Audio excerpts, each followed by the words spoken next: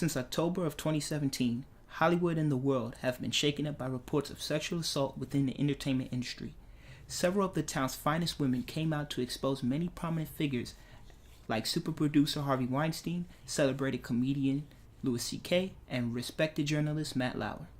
These scandals open up a national discourse on women's rights, not only in Hollywood, but in the world. To understand the psychological effects Hollywood's real-life nightmare has on society, I went to Dr. Josephine Geralaman, teacher and therapist who works at Marymount Manhattan College, in order to get a better understanding of not only why these events were happening, but why these women stayed quiet for so long. Well, what I made of it was a long time in coming. It should have been happening more clearly throughout the years, but we blame the victim in our society, so we were blaming the women who were talking about their sexual assaults, and we were looking into their characters rather than looking into the character of the perpetrator. There's very little that shocks me anymore. Men like Harvey Weinstein are prime examples of how power and influence can cause individuals to abuse their authority and inflict pain on others. And so he would say, you know, I have a lot of connections, so the non-spoken word was, do what I want you to do, and you'll get further. So, you know, he was one of the first that came out, and then a whole bunch later. But the Me Too movement is not only for the entertainment business, but across the board in our society. The website Vox did a study that showed the total number of sexual harassment charges filed by industry through the years of 2005 to 2015. Shockingly, arts and entertainment was ranked 16th with only 1.61% of people speaking out. And with the majority of sexual assault victims being under 30, it's no wonder that many women went silent for so long. As the interview progressed, Professor Geralaman revealed her own dark story of sexual assault.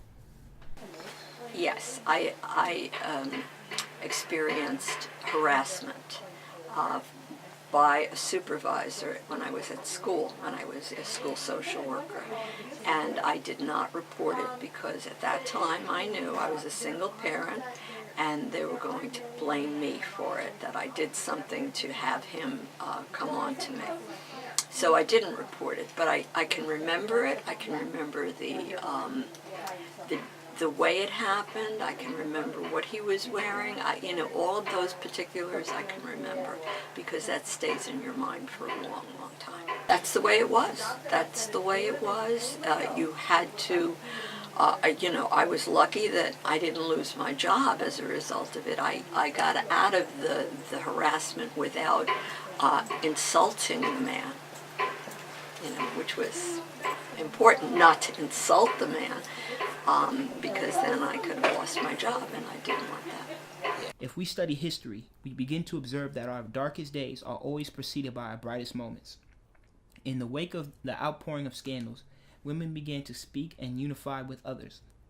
The Me Too movement became a symbol of change and defiance. From the Women's March to Oprah's electrifying and inspirational speech at the Golden Globes, it was clear that a new day was on the horizon. That a new day is on the horizon. And when that new day finally dawns, nobody ever has to say, "Me too," again. Thank you. Oprah always brings optimism to us. She's a very positive person, a positive thinker, charismatic, and so forth.